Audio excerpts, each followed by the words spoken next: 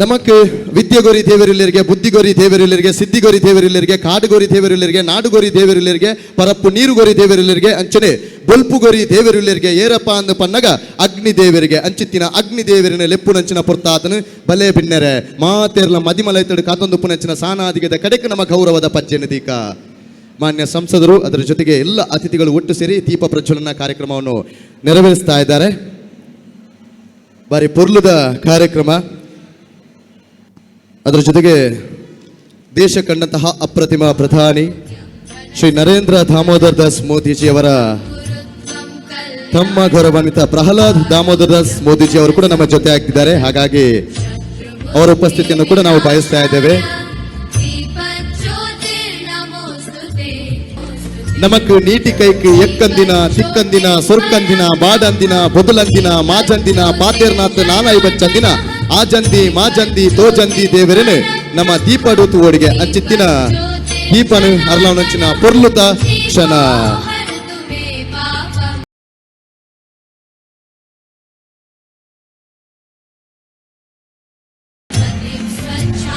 ಗೌರವಾನ್ವಿತ ನರೇಂದ್ರ ಮೋದಿಜಿಯವರ ತಮ್ಮ ಗೌರವಾನ್ವಿತ ಪ್ರಹ್ಲಾದ್ दामोदर दास मोदी जी ಅವರು ಕೂಡ ನಮ್ಮ ಜೊತೆ ಆಗ್ತಿದ್ದಾರೆ.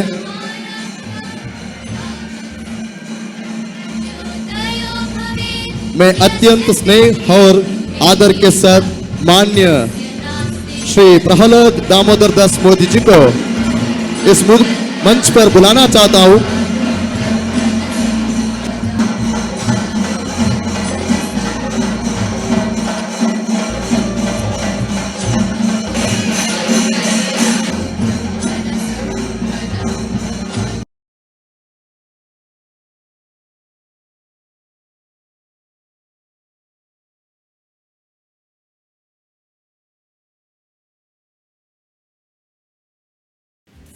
It's my great honor and privilege to warmly welcome today belongers Shri Prahlad Damodar Das Modi ji, respected brother of Narendra Damodar Das Modi ji.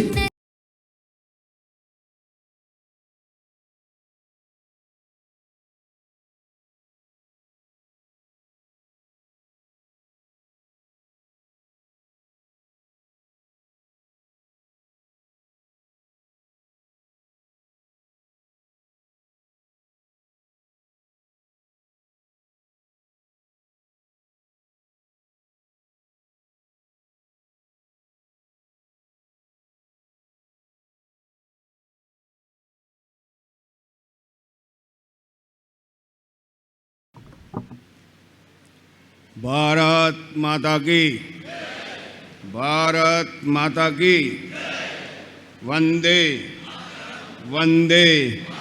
गाणिका समाज जिंदाबाद, गाणिका समाज, गाणिका समाज.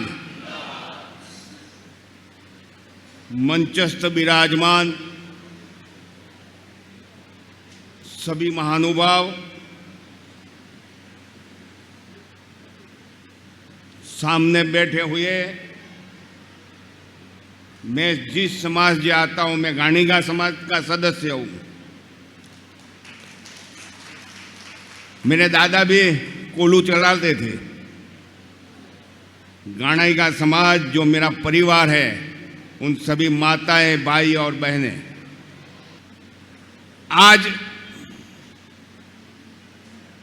पूरे विश्व में गाणिका समाज का नाम, गाणिका समाज के एक बेटे ने रोशन किया है. आप कहीं भी जाओ, आप बोलो मैं मोदी हूं, तो सामने वाला खड़ा रहकर सुनने के लिए खड़ा हो जाता है. ये ताकत हमारे गाणिका समाज को मिली है, वो भी गाणिका समाज के एक बेटे ने दिलाई है. आप लोगों को होगा कि गाणिका समाज सरकारें कुछ देती नहीं है, हमारी कोई सुनता नहीं है. मैं जहां जाता हूं वो ही सुनने को मिलता है. यहां तो कुछ क्या बोला हो तो पता ही नहीं है,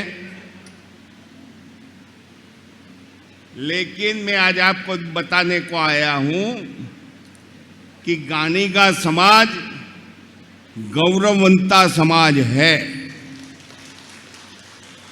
आपको लगता होगा गानी का समाज, अरे इस देश को आजादी दिलाने वाला महात्मा गांधी, मुझे पता है कि चेन्नई में 89 में तुषार गांधी ने जाहिर सभा में कहा था, जो पोता लगता है गांधी जी का, कि हम तेली हैं। तो देश को आजादी दिलाने के लिए गानी का समाज अग्रसर था और है। आज तुम्हारे गानी का समाज जिस बेटे के जरिए देश में से भ्रष्टाचार नाबूद, सबका विकास, सबका विश्वास और सबका साथ लेकर पूरे विश्व में भारत का नाम रोशन कर रहा है, ये भी गानी का समाज की उपलब्धि है। इसीलिए हमें नहीं सोचना चाहिए कि गानी का समाज क्या है। कोई पूछता है, अरे सब पूछते हैं, लेकिन कमी हमारे में है, हम संगठित नहीं हैं। मैंने पूरा हिंदुस्तान का दौरा किया है, मुझे पता है पूरे हिंदुस्तान में गानी का समाज यानी हम तेली 14 करोड़ से ज्यादा है। देश की आबादी का 10वां हिस्सा पाकिस्तान की आबादी से ज्यादा। क्या नहीं कर सकते हम? अरे हम कुछ भी कर सकते हैं देश के लिए, लेकिन हमारे में जो निर्वस्ता पड़ी है उसको हटाने की जरूरत है। हमें कश्मीर से कन्याकुमारी, पश्चिम घाट से पूर्व घाट तक के जितने भी गानी का समाज, तेली समाज के सदस्य हैं, उन सबको संगठित होना है और संगठित होकर सरकार को दिखाना है। और आप संगठित होकर दिखाओ, फिर देखो कौन सी राजकीय पार्टी है जो तुम्हारे दरवाजे पे दस्तक न देवे। वो अपने आप आएगी तुम्हारे दरवाजे पे कि गानी का समाज कहां है। इसके लिए हमें संगठित होना बहुत आवश्यक है। आपको लगता होगा कि मैं हवा में फेंक रहा हूं, लेकिन आप इतिहास गौर कीजिए। गुजरात में महाराणा प्रताप हो गए, शायद आपने नाम सुना हो या न सुना हो। जब महाराणा प्रताप हल्दी घाटी के युद्ध में परिस्थितियां उसकी बिगड़ी, वो दर दर भटकता था, तब महाराणा प्रताप के सैन्य को फिर से खड़ा करने का काम गानी का समाज के एक सदस्य भामाशाह ने किया था। और आज हिंदुत्व यदि हिंदुस्तान में खड़ा है तो एक गानी का समाज के सदस्य भामाशाह के वजह से खड़ा है। ये मेरा गौरव है गानी का समाज का। आप लोग यहां के हो, कर्नाटक के। अब बेंगलुरु से हुबली जाने का रास्ता है जो कोना पड़ता है, वहां एक स्टैच्यू है। मैं पहली दफे हुबली जा रहा था, मैंने स्टैच्यू देखा, मुझे अच्छा लगा, मैं खड़ा रहा। मैंने पूछा कि स्टैच्यू किसका है। साहब आपको पता हो या ना हो मैं नहीं कह सकता। मुझे वहां बताया गया कि वो जो सन्नारी का स्टैच्यू है, वो सन्नारी गानी का समाज की बेटी थी और राजवी परिवार में उसने शादी किया था और आजादी की लड़त में उसने आहुति दी थी। एक गानी का समाज का गौरव है। मैं इतने दूर से आया और मूर्ति देखकर मुझे लगा कि कुछ है उसमें, लेकिन इसमें से कितने हमारे लीडर समय पे उस स्टैच्यू को याद करते हैं, ये मुझे पता नहीं है। ये हमारा काम है, हमें करना चाहिए। हमें गौरवंता किया है। गुजरात में महारानी लक्ष्मीबाई का नाम इतिहास में है। अरे ये बेटी का नाम आपके इतिहास में है यहाँ पर, उसको ढंढोलो। शायद आपको पता हो या न हो, लेकिन ये मुझे बताया गया था जब मैं हुबली गया था कुछ सालों पहले। हुबली में मेरा प्रोग्राम था। मेरे भाइयों, आजकल एक परंपरा चलती है हमारे समाज में और सभी समाजों में चलती है। हमें सनातन धर्म के आगे, संगठन के नाते आगे जाना है, लेकिन हमारी बहनें इतिहास भूल गई है। संस्कार को बाजू में रखने का काम शुरू हो चुका है, क्योंकि मोबाइल का जमाना आया है। मुझे पता है, मैंने पढ़ा है कि अभिमन्यु जब सुभद्रा जी के उदर में था, तब 7 कोठा की वार्ता, सप्तकंड की वार्ता कृष्ण ने सुभद्रा जी को सुनाई थी। लेकिन 6 कंठ तक तो जागती थी सुभद्रा जी, 7वां कंठ सुन नहीं पाई, उसको नींद आ गई।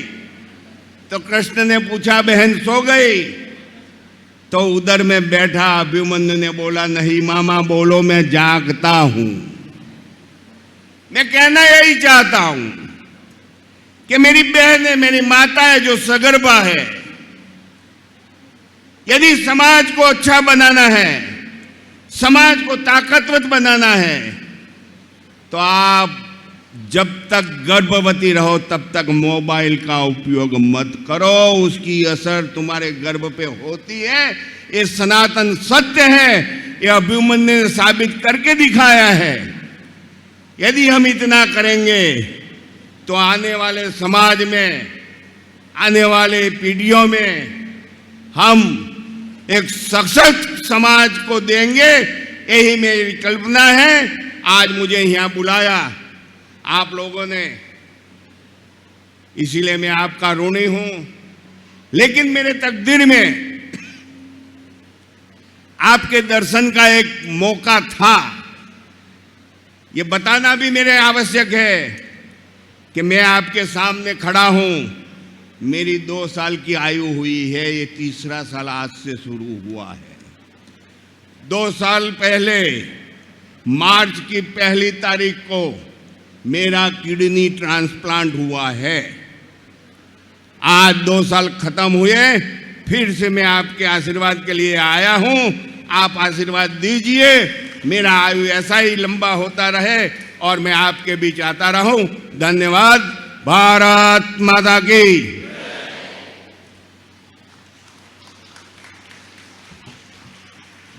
धन्यवाद सर। इस शुभ अवसर पर हमारे साथ उपस्थिति होकर